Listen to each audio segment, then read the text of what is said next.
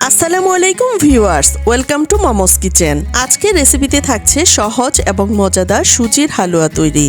হতে পারে আপনার খাওয়া সুজির হালুয়ার মধ্যে এটি একটি বেস্ট সুজির হালুয়া। চলুন তাহলে পুরো ভিডিওটি দেখে নেই। প্রথমে চুলায় একটি প্যান বসিয়ে এর মধ্যে দিয়ে দিলাম 1 টেবিল চামচ পরিমাণ ঘি। এখন দিয়ে দিলাম বাদাম, কিশমিশ আর নারিকেল কুচি। এগুলোকে আমি কিছুটা ব্রাউন কালার করে অল্প আঁচে ভেজে নিচ্ছি। এগুলোকে ভেজে নেওয়া হয়ে গেছে, এখন আমি তুলে নিচ্ছি। এখন দিয়ে দিচ্ছি 1/4 কাপ পরিমাণ রান্নার তেল, তবে আপনারা চাইলে এখানে ঘি বা বাটার ব্যবহার করতে পারেন। এখন দিয়ে দিচ্ছি সামান্য পরিমাণ এলাচ, দারচিনি আর তেজপাতা। এখন দিয়ে দিলাম 1/2 কাপ পরিমাণ সুজি।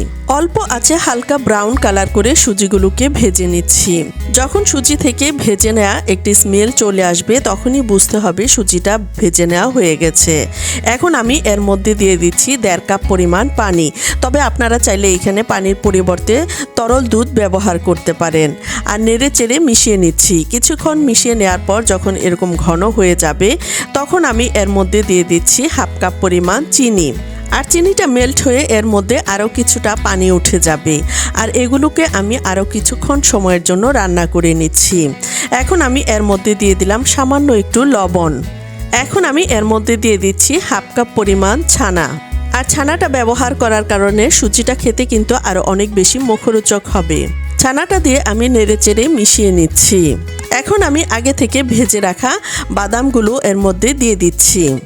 বাদামগুলো দিয়ে আবারও আমি ভালোভাবে মিশিয়ে নিচ্ছি। এই সুজিটা আপনারা রুটি, পরোটার সাথে খেতে পারেন, আবার চাইলে এমনিও খেতে পারেন। আরও কিছুক্ষণ সময় ভেজে নেওয়ার পর এখন আমি সবশেষে দিয়ে দিচ্ছি এর মধ্যে 2 টেবিল চামচ পরিমাণ ঘি।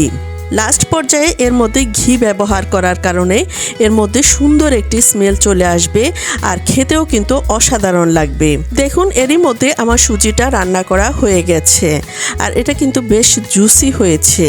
দেখুন আমি কাছ থেকে দেখিয়ে দিচ্ছি এটা দেখতে কতটা লোভনীয় হয়েছে। মাশাআল্লাহ, খেতে কিন্তু অনেক বেশি সুস্বাদু হয়েছে। এখন আমি চুলা থেকে নামিয়ে পরিবেশন করে নিচ্ছি।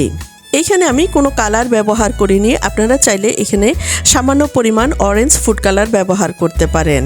অথেন্টিক কালারেই কিন্তু সুজিটাকে দেখতে অনেক বেশি লোভনীয় দেখাচ্ছে।